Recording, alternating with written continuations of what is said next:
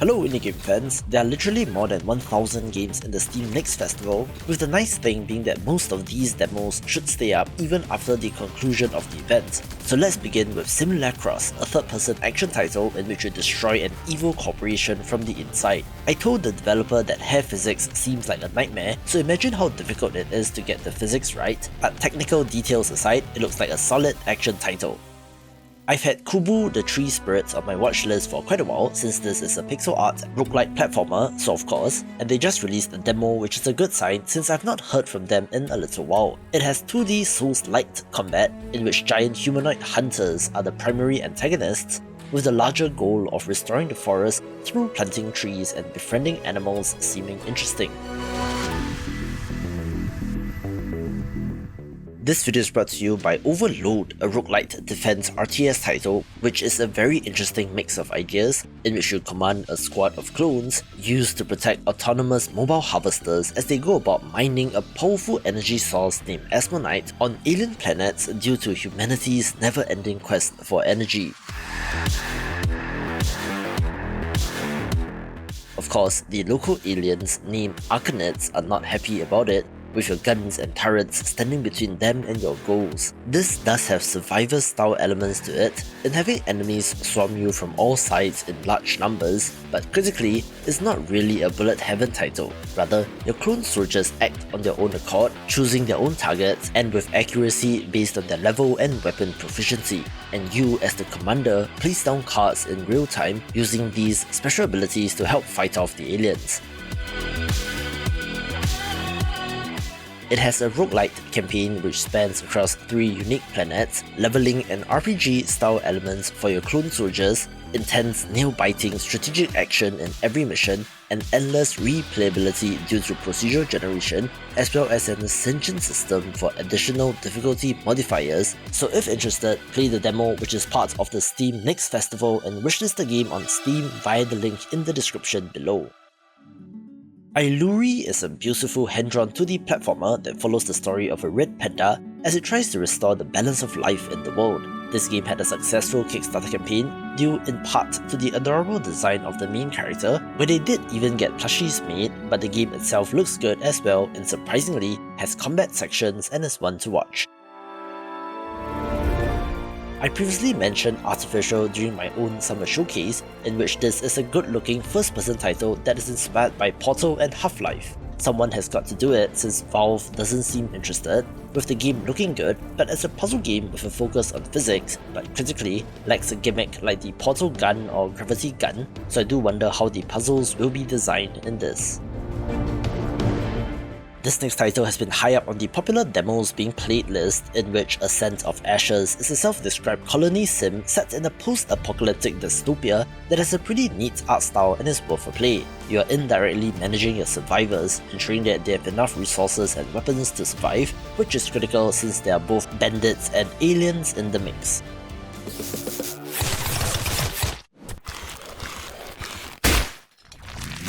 An interesting looking roguelite RPG is Break the Loop, a time loop entry in which a varied party of characters must attempt to break it. I do like the character designs, although enemies do look a little more generic, but if you love games like Darkest Dungeon, I'm sure that this will be of interest.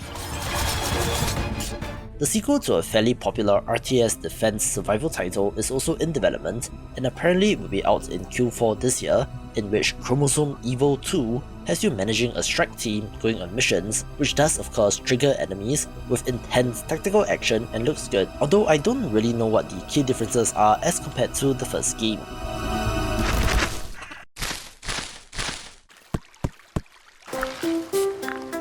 The developer of Horticular shared the game on Twitter with me, so I wanted to help them out, since this relaxing garden builder title looks very pleasant and chill. You're helping magical gnomes restore this garden to a lush state, which will attract adorable animals, having a little bit of Viva Pinata vibe to it. However, there is a looming corruption that threatens the land, so there is some pushback and conflict, and it's not simply a non-objective focused interactive toy which makes this of interest. Another roguelite title of interest is Never Mourn, one that does, however, have a behind-the-back camera and is a 3D title, making it different from the more common 2D pixel art games. you play as a necromancer with the ability to kill and resurrect your enemies to grow your army, where I do love playing as necromancers in games, so of course this is of interest. I got an email from the developer of Seeker Quest and, as a fan of monster taming games, had to give this game a shout out since it looks kind of neat. It's a dungeon crawling title with real-time action, but you're controlling the monsters, having plenty of variety in upgrades that makes it interesting, being kind of like Patch Quest, but I don't think it's a roguelite and is worth a look. An all-action roguelite with survivor's inspiration that kind of comes full circle is Skybreakers, since you might argue that this is actually Dynasty Warriors Musou game inspired instead of being a vampire survivor's clone, but the art style is neat with some ridiculous looking damage numbers all over the place, which makes it very anime and looks like it's for fans of the genre.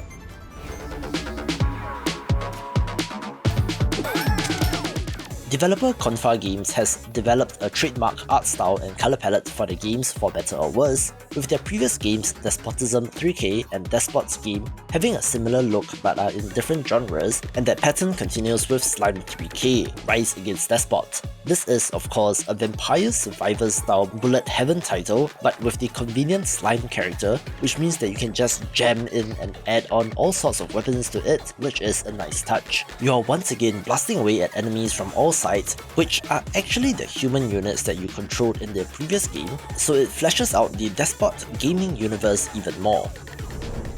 The developers of Armello have been able to live off the success of their game from 2015, releasing multiple DLCs and continuing to support the game, but have recently broke their streak and made something new in Jump Light Odyssey, which is in early access, and at the same time are working on Solium Infernum, a 4X strategy title set in Hell, in which you battle for control of the Infernal Throne. I believe this is a remake of a game from 2009, and given their strategy game chops from Armello, I have confidence that this will be great, although do note that they have like 50 people on staff, so I wouldn't exactly call them indie. Similarly, another strategy title from a larger developer is Songs of Silence, one that got my attention since it has been described as a Heroes of Might and Magic-like, so colour me intrigued since that is one of my favourite series of all time. There is turn-based exploration in the overworld, which then switches to real-time, almost auto-battler style combat, similar to Heroes Hour from last year, so it's different from HOMM, but still seems neat.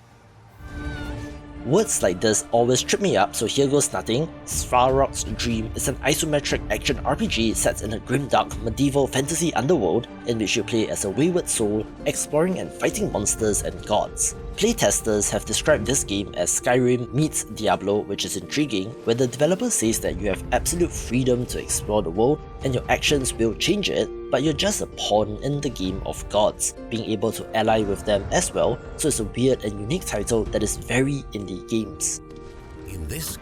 My brain kind of malfunctioned for a second when I looked at this game, and then I realized that this is pronounced the Enjenir but spelled all weird to convey that it's a weird and quirky game. You're using your engineering skills to construct various structures to be used in solving puzzles, but of course, where physics plays a part. Sandbox physics construction games like this are fun, and are often abstracted out in games like Besiege, since you play as an omniscient being in that game, so to take it down to the ground with the character representation is interesting and different.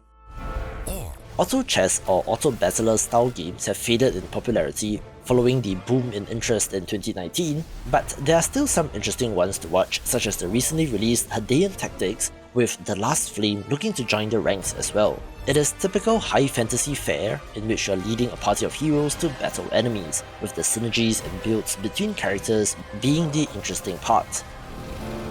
There are but a handful of Metroidvanias this time around for the next festival, with a smaller, neat-looking title being Traveller with one L. It looks like a fairly standard title but promises some hidden secrets which could be neat, and while not mind-blowing in terms of pixel art, it is an example of why developers use the art style since it still looks pretty good.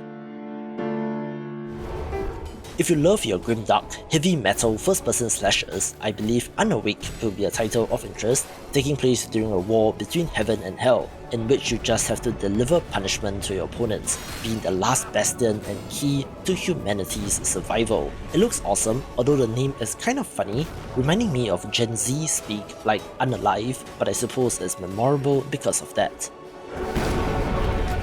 A competitive strategy title with a cozy twist is Wild Country, one that stars anthropomorphic animals and has a story to tell, where the gameplay portion takes place on a hexagonal grid in which you're trying to build the best city, placing down cards in order to do so.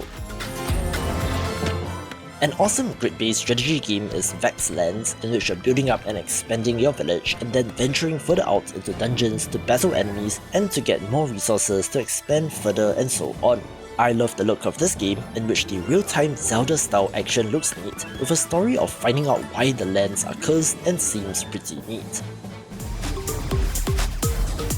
This next title also has a popular demo in which Magicraft looks like a fairly standard Binding of Isaac-like action roguelite, but from the title, the twist is that you can combine spells, relics and magical staves to various effects, possibly resulting in overpowered weapon combinations, which is the fun part of roguelites, but is from a Chinese developer, so watch out for the quality of localization.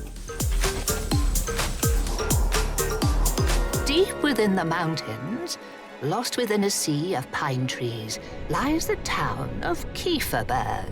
There, the story of a young and ambitious lass called Elise is about to unfold. The developer of Little Goody Two Shoes reached out via email, and I thought that it looked awesome, and even though this phantasmagorical horror narrative adventure game isn't usually my genre of choice, it has piqued my curiosity enough that I have to check it out. The animated cutscenes are gorgeous, as is the pixel art, and in terms of gameplay, might have some survival horror elements to it, where our heroine has to carefully manage her relationships with the other villagers, making careful dialogue choices and decisions, as well as hunger, health and sanity to worry about, and does certainly have my attention. Embarks on a frightening journey that sends her deep into the mysterious woodland that engulfs her humble village.